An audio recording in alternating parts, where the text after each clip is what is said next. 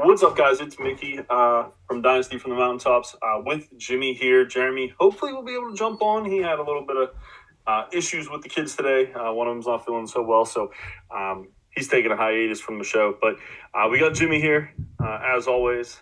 How you doing today, Jim? Doing good. I'm excited. I next Friday I have a V-Day planned. Not my virginity card, but I am getting my vasectomy card. So we're gonna have a little celebration. We're gonna go out with some friends, and the requirement is I need to all bring a bag of frozen peas or vegetables, so I can keep replacing the frozen bag as they warm up to keep my private area looking good.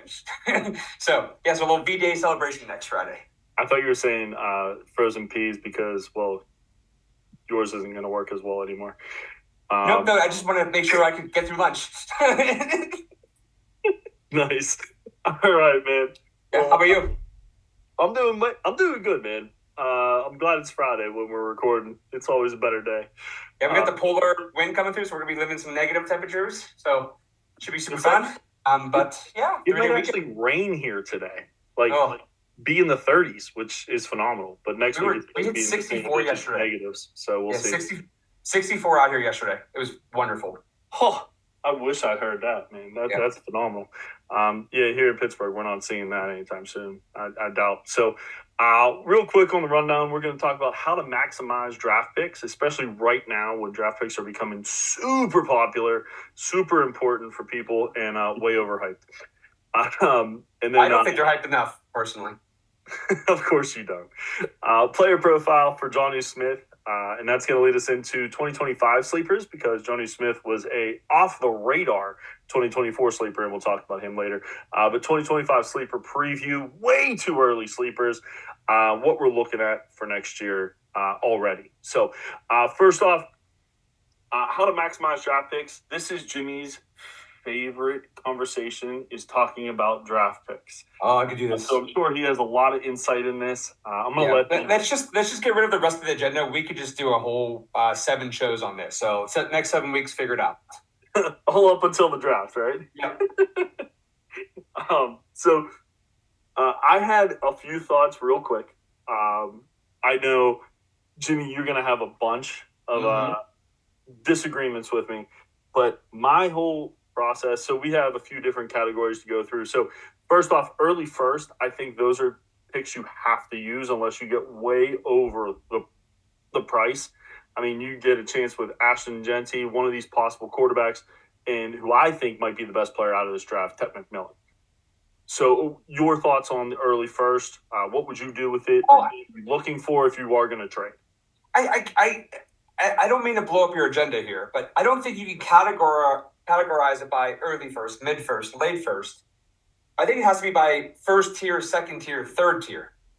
So like, what is your tier, right? Like, I saw something the other day. It was like the 103. Would you rather have the 103 or Baker Mayfield? Right now, Mickey. Probably the 103. Really? See, I think I'd rather have Baker Mayfield. Well, you and me differ on quarterbacks, by the way. It's true, but the reality is this, right? It's like when I think I can right now McMillan at the 103, I'll pick the 103. Yes, but I mean, for me, like I think my tier this year is 101 and 102. I agree. I think it's Genty and then it's McMillan, and then there's a huge drop off after that. Here's the only issue with that though: is almost everyone else, especially in the 2 quarterback league, is looking at Tet. Obviously, Genty 101, probably more than likely in almost every league, and then the 2 quarterbacks are being talked about in front of Tet McMillan. Yep. So your tier, which I agree, I think there's only 2 top tier unless Travis Hunter ends up being a wide receiver, which I don't think that's going to happen. I really think it's a 2-horse race as well for the 101, 102, but everyone else is putting the quarterbacks in that I've heard.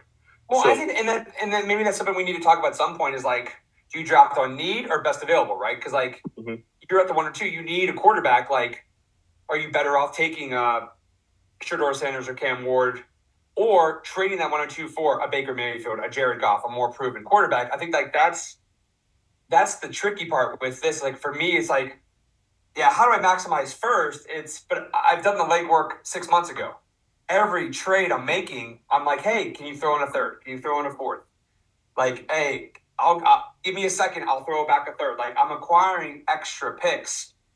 And this is where it comes to fruition, right? Either I'm using those picks during the season to go buy a running back that I might need, or postseason, now I'm at a postseason as in like the off season, as in, okay, now I'm starting to move around. I'm trying to maximize my picks to get into my tiers before people realize what their tiers are.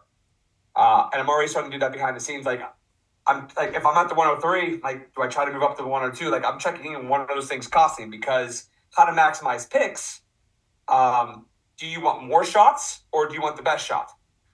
And in this type of draft, I love Genty. Don't get me wrong, but I think I've been leaning more towards I want more shots in this draft. And every draft is very different. Like last year, my tier was, I think, 6 people, my top tier. This year, it's looking like 2 people. Yeah, so I love Genty as well. I think he's going to be a stud no matter where he goes. But he's the locked-in 101 if he goes the LA Chargers or the Dallas Cowboys.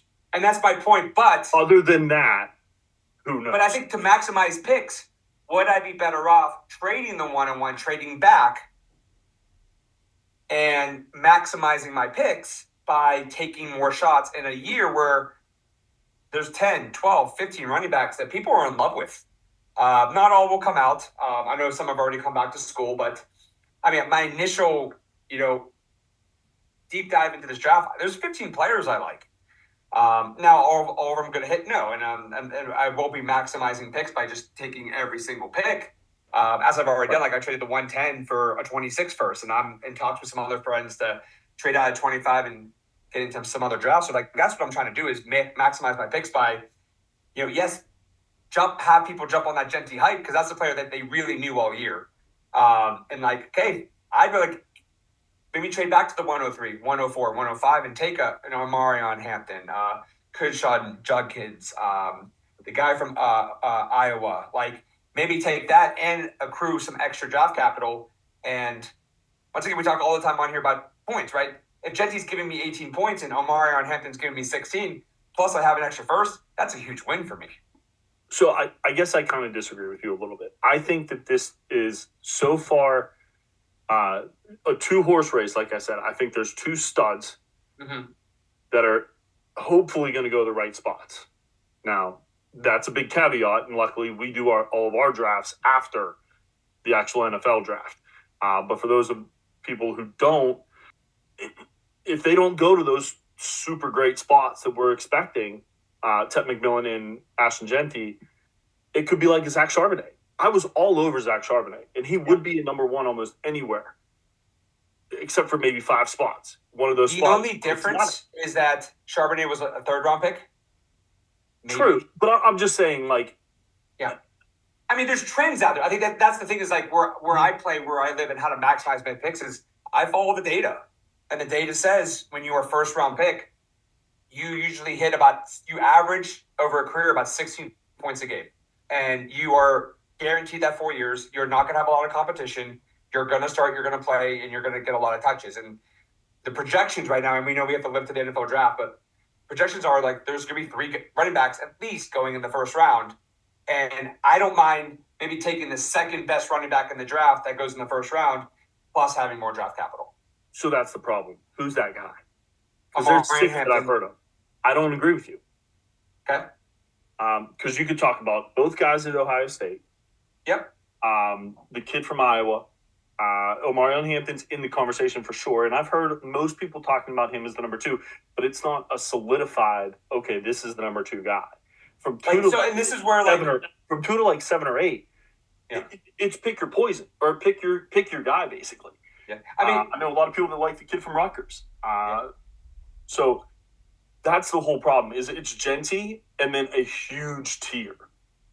And that's why I agree with you. I'm okay going to get a couple of those players over Genty, but are you going to hit that guy? Or is he going to go to the right spot? Like that's the whole issue I see. Yeah, and I'm like, and I want to preference this. Like, I'm not like I have the 101 in 2 of my 3 leagues. I'm not. This is like, I'm not trading the 101 till draft day.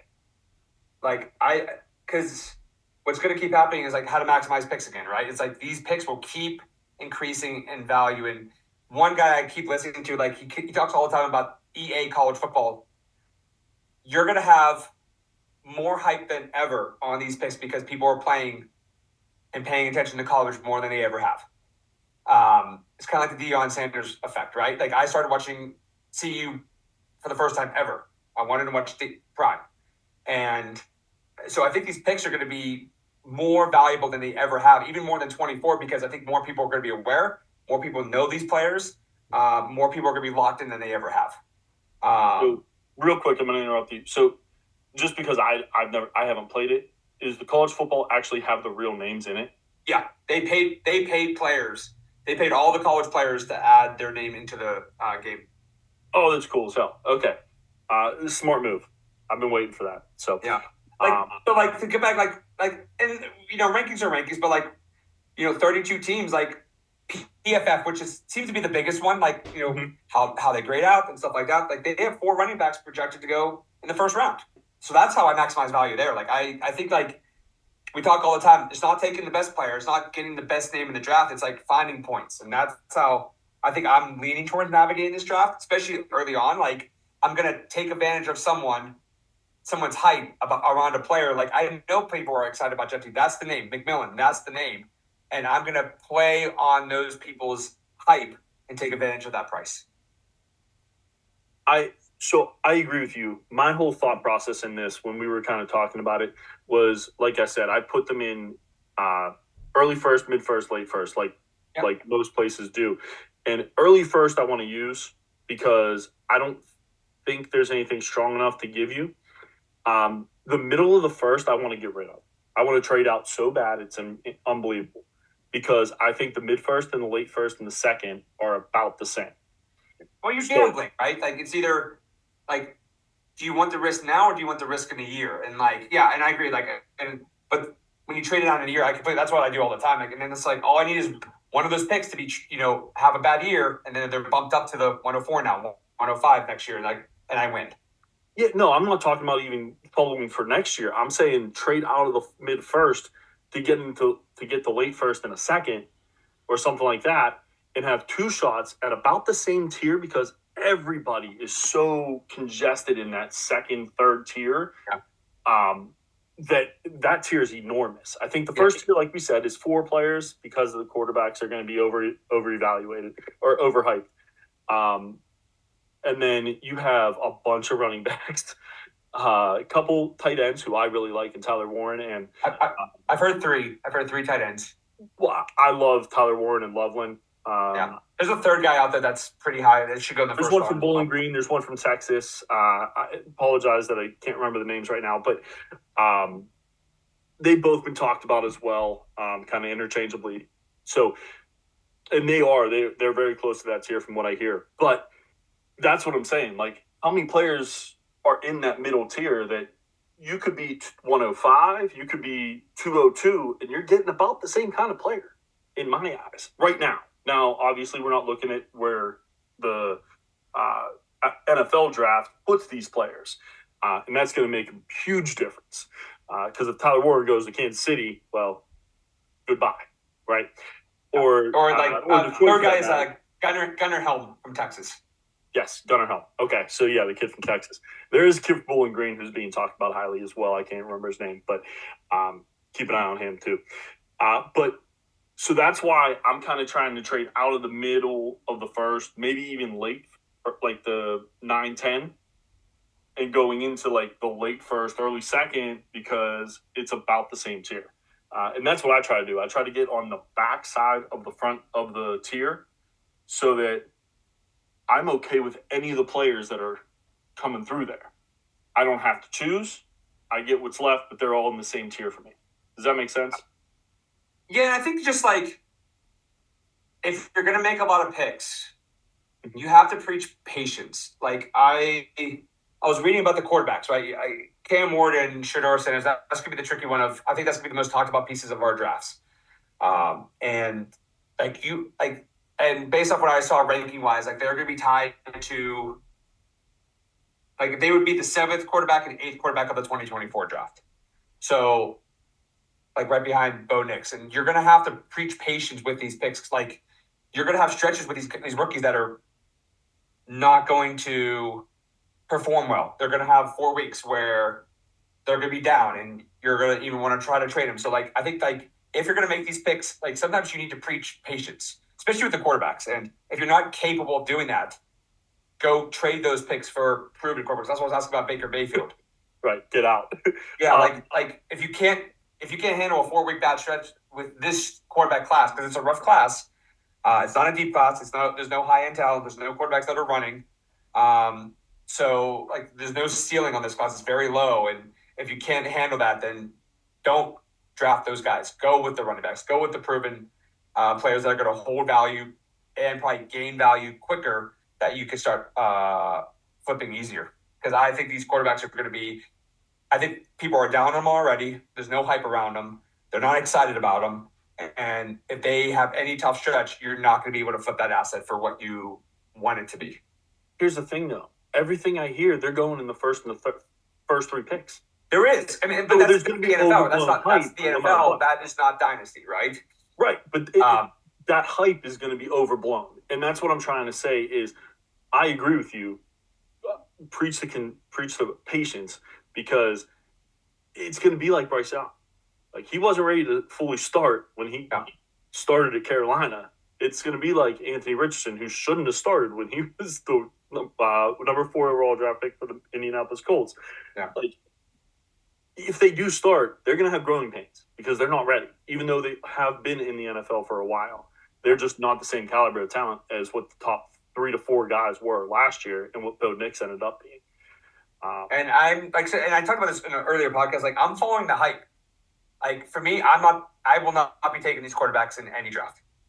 I don't have the patience, and there's no hype around them. There won't be hype. So like, there's not an asset that I want to be invested in. So like, that's maybe a hot take. I don't know, but like, I have a few drafts where I'm sitting in the 103, 104, 105, and I'm like, I'm either going to trade it to someone who's desperate for a quarterback, or I will just take the best running back available and call it a day. Me personally, the 103 and 104, I'd wait until draft day, see if you get Ted McMillan at that spot. Just saying. My hot take, because the quarterbacks might maybe I shouldn't be saying this. I can see a scenario in the golf league. I have the 105. I can see Ted McMillan falling to me at the 105. I'd love to know who you think that 4th person is. Well, I'm just saying, I don't know what there's trades that could be happening, but like quarterbacks, teams are so desperate for quarterbacks. And there's only a receiver that right now, yes, McMillan, I agree, is great. But the wide receiver market is so flush with receivers. Everyone has receivers. Sure. What people don't have is quarterbacks. So that's what we're talking about. Maybe this is the next show where it's draft for need or best player available. Because I think that's going to be a conversation a lot of people are going to have in this draft on the rookie drafts is, am I going to take my need, which is a quarterback, or do I take best player available McMillan? And that's going to be a really hard thing for all these teams to decide when they're on the clock. No, and that's a great point. So we've kind of talked about the first and I guess beginning of the second a little bit. How do you maximize the middle of the second, 3rd round picks that I usually don't like taking? Because by that, those are just dropping. I don't make those picks. I'm so how do you maximize those? That's what I mean. Like I'm trading those for running backs. Like where can I get good points? I'm either doing a couple of things. I'm either maximizing my 1st round picks and attaching the 2nd, 3rds to keep moving up to try to get into my tier, which is what I love to do. But it's tough this year when there's only 2 players in the 1st tier.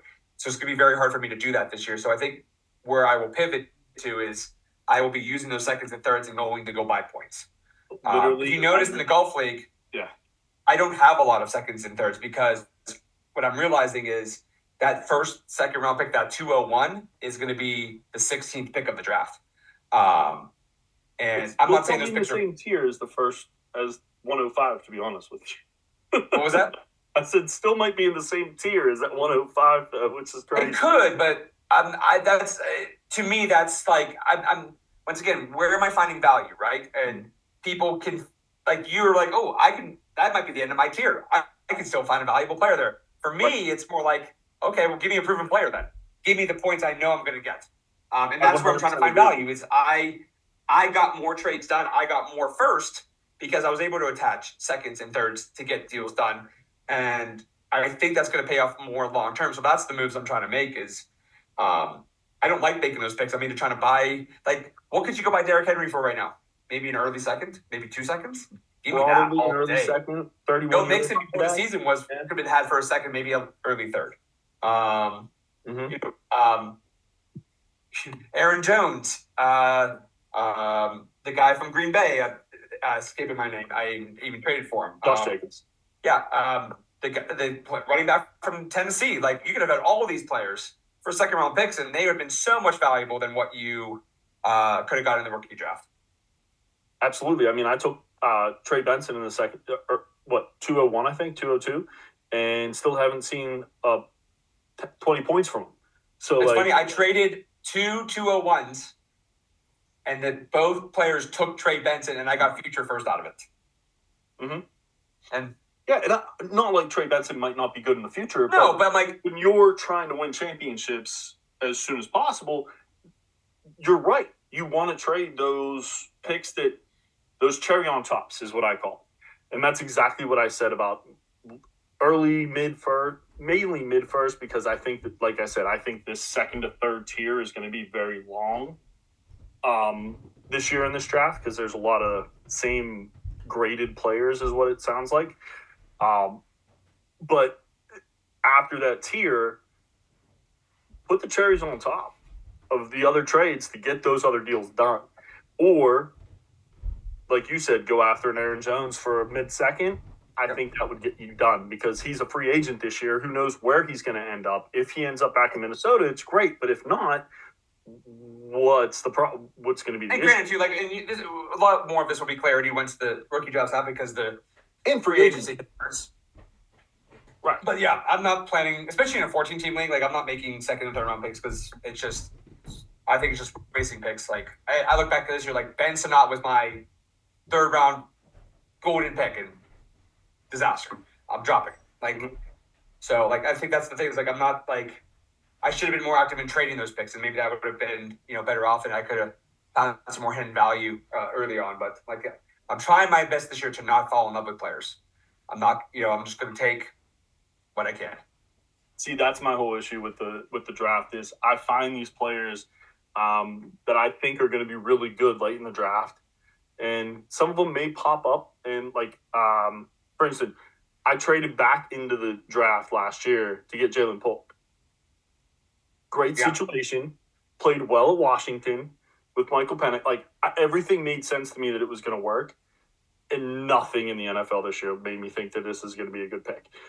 But I took a shot. At this point. Like, you should just cut him. Like, he's dropping. Like, yeah, I mean, he's on my taxi, so I don't care. But so if he does hit next year with Drake, we'll see.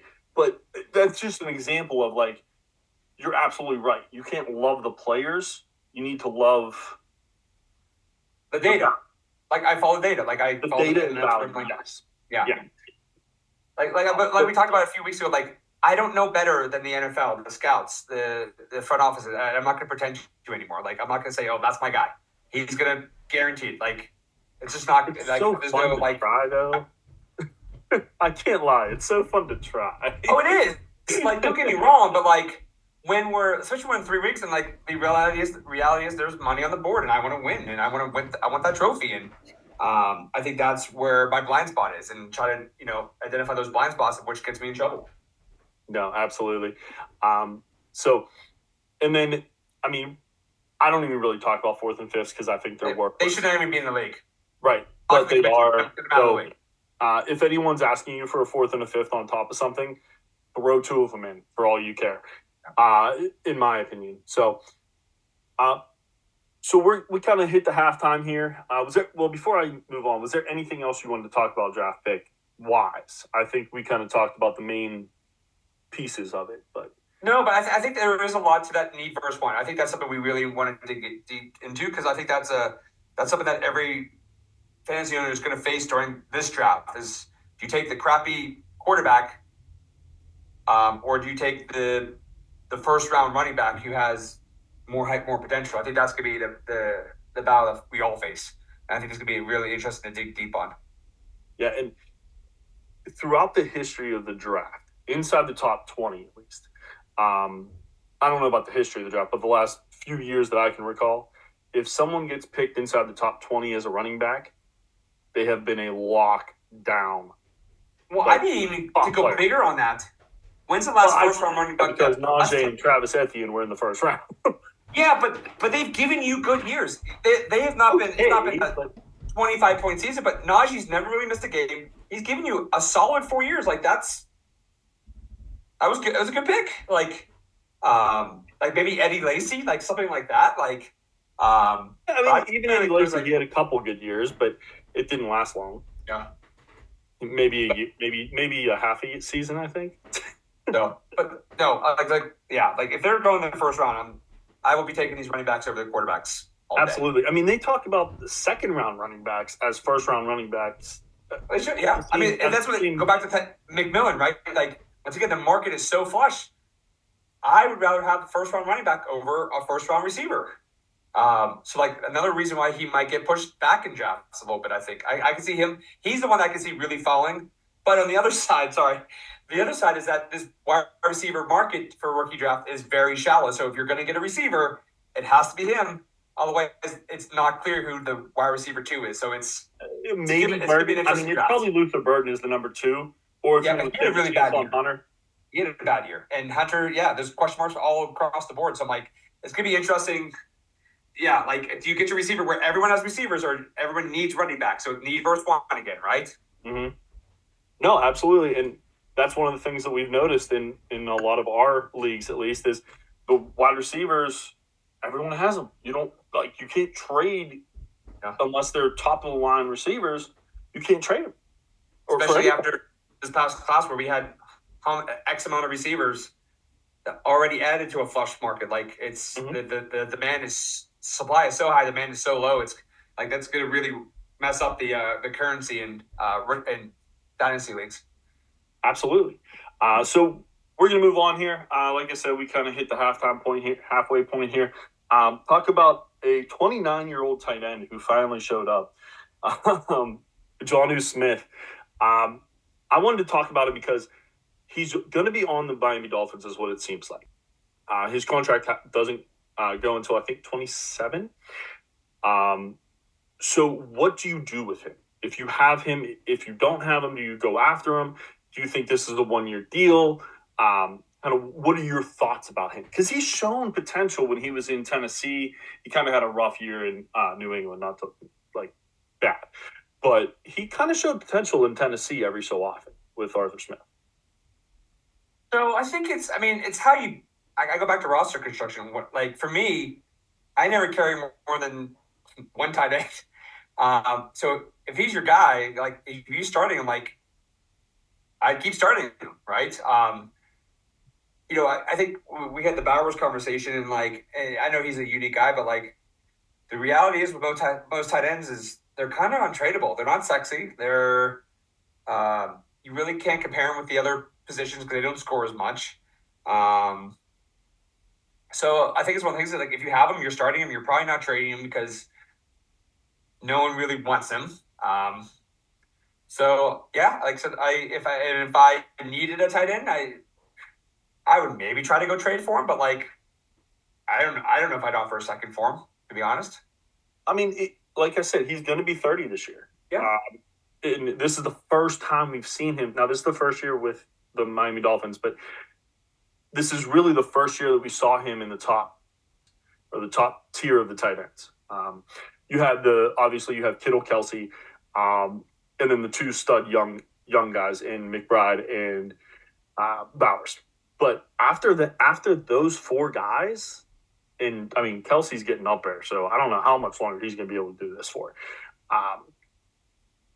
There's such a big tier. Like I'd much rather take a Laporta, Kincaid, who hasn't really proven anything yet, than a 30-year-old tight end who we have. Let's be honest, when Tua gets hurt, their entire offense falls apart. He was the one player who still played well. Yeah. If you look at the stats, he was the one player on that team that still was able to produce without Tua. Tyreek Hill couldn't, Waddle couldn't, Etienne, Mostert, was hurt most of the year, but none of them could. But for some reason, Jonnu Smith, out of all those names, was able to produce throughout basically the whole year. Yeah, so just to give you a little bit of stats here, just this season, because like I said, prior to this, he was fighting with Kyle Pitts last year. By the way, it looks like Arthur Smith was kind of a genius because Jonnu Smith has outplayed Kyle Pitts 2 years in a row now. But 88 receptions on 111 targets, 884 yards, 8 touchdowns, which is really the big part of a tight end is scoring touchdowns. That's kind of what you look at. Like, is that normal for him? No, not even close. So is this an aberration, or is this kind of the beginning because he's going to be with Miami next year too? Yeah, I mean, I think like, so I just go back to more for my team as if I'm competitive, I need a tight end. Like, yeah, I'd probably try to acquire, but I take that chance, right? But yeah, I mean, it's just I view him as an asset that is not sexy, not desirable, and if you have him, you're starting him. If you're not, then I'm good. Yeah, I mean, I don't know if now is the time to trade him. I think down the stretch for a playoff run for someone else was the time to trade him, and that's when I actually got rid of him on the team that I had him, because you don't know if this is going to continue next year, but it happened this year. So hopefully, 30-year-old tight end is still valuable in your leagues. Which, I mean, 30-year-old tight end's not over the hill by any stretch, but it is coming down to the wire of their career, unless it's Kelsey, Kittle, those kind of players. So just wanted to talk about him a little bit because I was kind of curious. Like I said, I was just curious about where you stood with this type of tight end that really has never done it before and then blew up. Yeah, I mean, like I said, is he probably going to be my only tight end on my team? Probably not. I mean, I would probably want to have a backup option, second guy, just in case. But yeah, he's someone that I would ride with him for another year. If not, then that's one good thing with the tight ends. They're all in the same tier basically, so like I can easily go buy another one if I needed to. All right, so after talking about Jonnu Smith, we're going to shift gears here. Talk about 2025 sleepers. Way too early to talk about this. However, it's always fun to just predict what's going to happen. You know what I mean? So what we have is we're going to break it down by position and then give one other second-year player who you think is going to be a stud, kind of break through. Okay? So they were rookie in 24? 24 rookie going into their second year. Okay. So first off, we'll go with quarterback. Is there anyone that you kind of see as like that sleeper in fantasy, especially dynasty? Quarterback wise, wow. I mean, they all, to me, a sleeper is someone that was decent, that we expect big things out of year two. And I mean, can I call Caleb Williams a sleeper? I think there's enough disdain on him. Like, you look like, for whatever reason, he was kind of pushed down. Like, you look at his numbers compared to Bo Nix's, and they celebrate Bo Nix, and they kind of trash Caleb Williams a little bit. And I think, what's the number one priority for a quarterback? Win. Not for dynasty. When you're talking about, they talked about Caleb Williams in this way and Bo Nix in the other way, the difference is winning. Yes, but dynasty, they were very similar. You're right.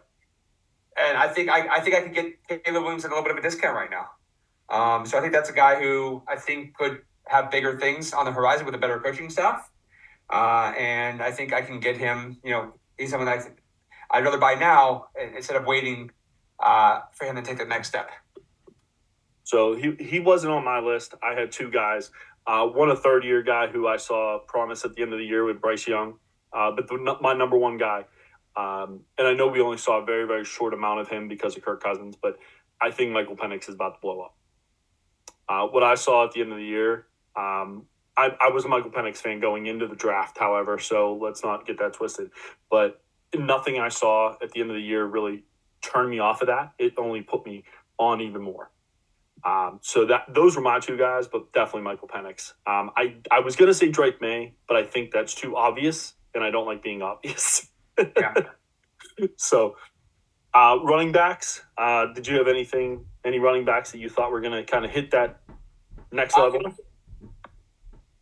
I don't know if there is one. Like I'm thinking of like a rookie. Like this class was rough with running backs, and like you look at Trey Benson, I don't see much a pathway there unless there's injuries, and I'm not going to choose a sleeper based because of injuries. Brooks, two ACLs now. He won't play next year, from what it sounds like. Yeah, I mean maybe Corn, but once again, I need an injury, right? So like, I don't know if there's going to be like the only one I can think of is Boyd from Green Bay. I really liked him coming out. You got Josh Jacobs there. Yeah, I bet. For at least another year. So I'm like, written this year. So. They also drafted Lloyd pretty high. They like him, so I'm gonna pick him. I'm not excited about it, but I mean, Bucky Irving already broke out. Bucky's already too obvious. Maybe Estime with Denver, but I mean, they're probably gonna draft the guy, so I wouldn't be too excited about that either. So I'd be ecstatic by that. By the way, I got him cheap. So I'm gonna pick Lloyd because they probably have to reduce Josh Jacobs' workload, and they're gonna have to have a second guy running the ball. That's a good pick. I like that pick. I'm going with I don't know if I'm allowed to pick him or not, but since Jeremy's not on the podcast, he's not going to say him, so I'm going to go with Tyrone Tracy, who I think could have a monster season because Singletary's not going to be in his way next year. I think they're going to drop the guy. They might, but we can't play what if. Pretty good. Tracy was pretty good down the stretch. Yeah, but we talked about before. There's so many running backs coming out. There's very few that I trust. Like I would, and that brings me to the other one. Whoever the Patriots end up getting, they now have Matt Vrabel as their coach. He loves to run the ball. Same with Cleveland. Cleveland will be another hot spot for running back. I like Jerome Ford, but I don't. You're right. I think there's going to be a split backfield there, though. And Chubb's a free agent anyway, so. Yeah. I was going to say whoever the Patriots draft, I think, is going to be a pretty good sleeper as well. Wide receiver, I'm going to go first on this because I don't want you to steal my guy. And I don't even know if I'm allowed to pick him or not, but I'm going to anyway. He was the number 4 drafted player in the NFL last year, so I don't know if he's a sleeper or not, but he had a horrible fantasy season for what we expected in Marvin Harrison Jr. I do have another one if I'm not allowed to pick him. No, I think it's just tough, right? Like, he had a good year. It just, there was 2 guys maybe 3 that did better. 3 definitely did better, and 1 tight end, yeah. I think the hype's still there. I mean, I think like the hype is there, but to me, a sleeper is someone that's a little under the radar, and I think he is. Like, I think he's something that you could buy a little bit cheaper right now. Oh yeah, if you weren't the person that had Marvin Harrison in my leagues, I'd probably go after him. To be 100% honest with you, he is a buy all day for me. And then the other one for me, I didn't want to do just second-year players. So Rashid Shaheed showed a lot of promise early in the season, but because of the injury, I think he's going to be a little bit cheaper now. And I think he took over the number 1 spot over Olave last year. So if he can continue that, that is a really big steal for it. And quickly, I'm going to go back to my quarterbacks. I'm adding J.J. McCarthy. Is he going to be Minnesota's quarterback? 2 things are going to happen. Maybe 3. They're going to sign Darnold. They're going to tag him and trade him. They're going to tag him and start him, or they're going to trade JJ. What would I think was it the Raiders or are they the 3rd pick? Giants 104. Would you rather have the 4th pick in the NFL draft or JJ McCarthy right now? So can I be 100% honest with you? Yeah. If I was the number one team in this draft class, or if I was the number 1 pick in this draft and JJ was available, I'd take him over Shedeur. Yeah. Or Cam. No questions asked. Easily. Yeah. So definitely. I think that's something that you can. I would buy JJ right now with all the uncertainty, like what's going to happen. I would go buy him easily. I'd probably mid-first in the rookie draft. But the worry with that is that JJ is going to now be a Tennessee Titan if you do that, or a New York Giant. If he becomes a New York Giant, then he has Malik Neighbors. But if he, but definitely a good sleeper. He's someone that I think people forget about, and I think he's the perfect of what that is. I love that idea. I was listening to a podcast earlier today about the draft, and they were saying, would you rather just trade for the number 1 overall pick for J.J. McCarthy? And they both said yes, no questions asked. So it's funny that you brought that up as well. I think I got two receivers. I got Worthy. I think he came on strong late. I think he's someone that. He's been slowly, steadily finding more confidence and have a role in that offense. My question with him, before you move on to the next one, my question with him though is when when Rice comes back, yeah, he's the number one. So does that? Well, they complement each other. Down. I don't worry about that because they complement. Rice was the guy, the quick, the good route runner, and Worthy's the one that takes the top off. So I think that they're not going to conflict. I can see them both working there. I agree with you. I'm just saying that is a thought because of Rice not being there all year and Worthy finally showing up at the end of the year. So. Yeah, and my other one, little out there, is Ricky Purcell. I'd be really curious what he would have done if he didn't get shot in preseason. He had some big games late in the season, and who knows what's going to happen with Debo, if they're going to let him go or not. That they have to pay their quarterback. So I already paid IU. Yeah, so I mean, but and still, Jennings is there. That he's paid too. Yeah. So because they re-signed Jennings, I'm a little bit worried about Pearsall because there's just a lot of ball to go around. I mean, is there going to be enough ball to go around? Let me rephrase that, because they still have Kittle, CMC's coming back. So I think Pearsall is going to be a good player. I just don't know fantasy-wise if he's going to get enough targets to matter next year. Does that make sense?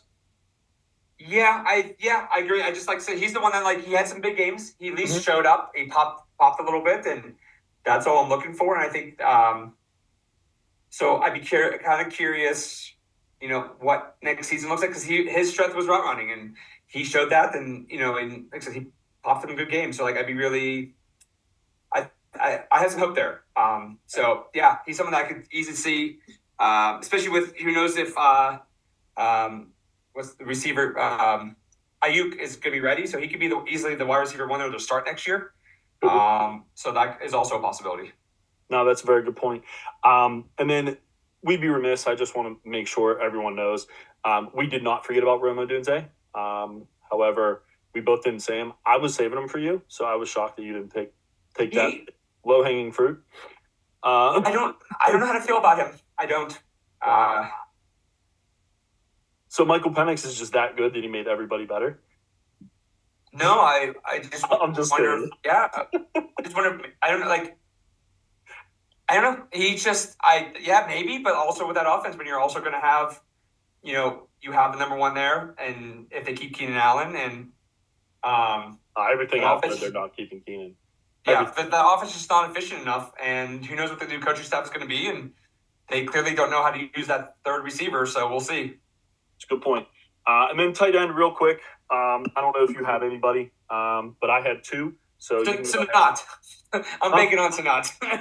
Sanat, that's a good one. As long as Zach Ertz leaves, Sanat's going to be the number one. But if Ertz stays, no matter where he goes, he's the number one. He was the one who was pushing McBride out, which is hilarious now, but was the case 2 years ago. I have Eric All for Cincinnati. Yeah. He was becoming the number one over Gesicki, and then he got injured for the season. And then Jatavion Sanders, I absolutely love my Texas guys, so I had to just say his name a little bit. Yep. Good ones. And again, I'd be remiss because Jeremy didn't make the podcast, not to say Jatavion Sanders. He's going to be so sad because him and his player. He's got some major player crushes. Yeah, right. So I said a couple of his player crushes. I'm sure he'll be happy about that. One last person, any position who you think is going to have a big breakout from virtually nothing is a second-year player. That's a rookie going into his second year. Now, if you need time to think about it, I'm going to give you mine, and it's going to be no surprise. I'll go with Troy Franklin. Ooh, way off the rail. That is a good sleeper there. He's got the connection with Bo, and he had the touchdown in the playoff game, and they were slowly using him more and more throughout the season as well, and something I could easily see jump into year two if they get rid of Sutton there and and have Mims there, so I could see him it's something they don't really have. That someone that takes the top off, tall, lanky. So I can see him being a nice pick for next year. Yeah, I like those three. I actually like the three wide receivers together because Sutton's going to be your number one guy, and then Mims is kind of your gadget guy, and then Franklin can take the top off, like you said. So those three kind of work hand in hand. I like that pick. I didn't even think about him. But my guy is Keon Coleman. No shock.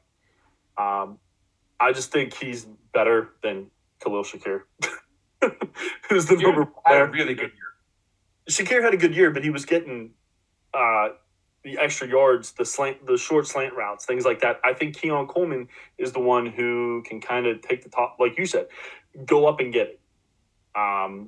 Take those deeper passes, the 50-50 balls he can come down with, those kind of things that every quarterback needs. So that's my number one guy. He was my number one guy at the beginning of the year. He was, or my number one wide receiver breakout at the beginning of the year. My number one wide receiver halfway through the year. He kind of showed up a little bit the last quarter of the year, but I think he's really going to blow up coming into this year because of the more confidence that Josh Allen could have with him.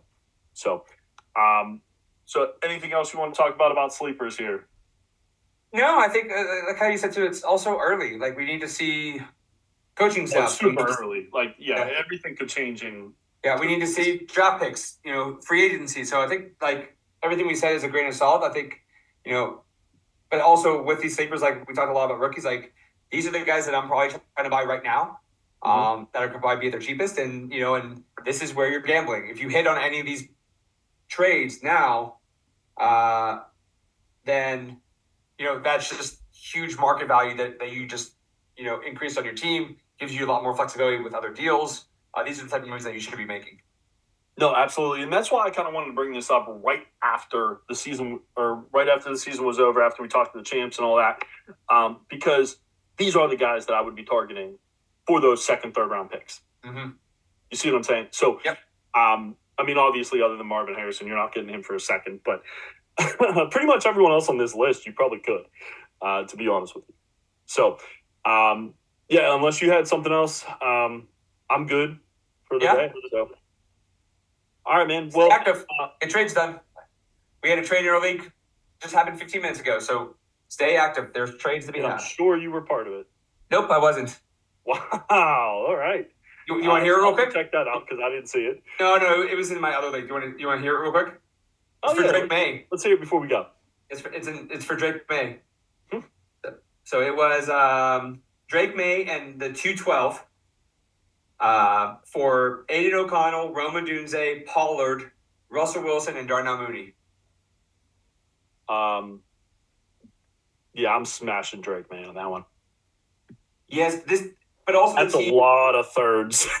I see, and maybe Rome. I mean, I think Rome Odunze is the wild card. If he hits, then that I can see that being a big win. But Pollard's about to lose his job. I think he has 2 more years left in Tennessee. But the way Tajay Spears played down the stretch, I don't know about it. Yeah, I think it's Darnell, Pollard, and Rome Odunze for Drake. I disagree with it, but it's I would 5-2. It's always interesting. The team definitely needed more depth, and they got it. It's just not a trade I would have made now. I would have made that trade in August. Now, if you have 2 quarterbacks who are good or better than Drake May, then I make this trade. But if you don't, then this made no sense. I think Drake May could be the next Josh Allen. That's how much I really think of Drake May, and I have since he got drafted. So there's no way, and you know that because we tried to trade, and I wouldn't give up Drake May for Amon-Ra. So you wanted to throw in a hurt Ayuk. Hey, you weren't going for it this year. I don't like Ayuk. I told you that from day one on our podcast. I'm out on Ayuk. We can disagree on that one, but man, for Jimmy and Jeremy, who wasn't able to make it today, I'm Mickey. This has been Dynasty from the Mountaintops. Make sure you check us out on YouTube, Apple, Podbean. We do have some social that we're getting started here on X, Instagram, Blue Sky, and then Blue Sky. Blue Sky. It's a new social media. You got to get up, man. You're not that old. Good. All right. And on all of that, it is Dynasty Mountain or MT Tops. And then our email also feedback or comment topics you want to hear as well. And that is dynastymttops at gmail.com. For Jimmy and Jeremy, who wasn't able to make it today, hope everything's okay for him. I am Mickey, and we will see you next week. All right, see you guys.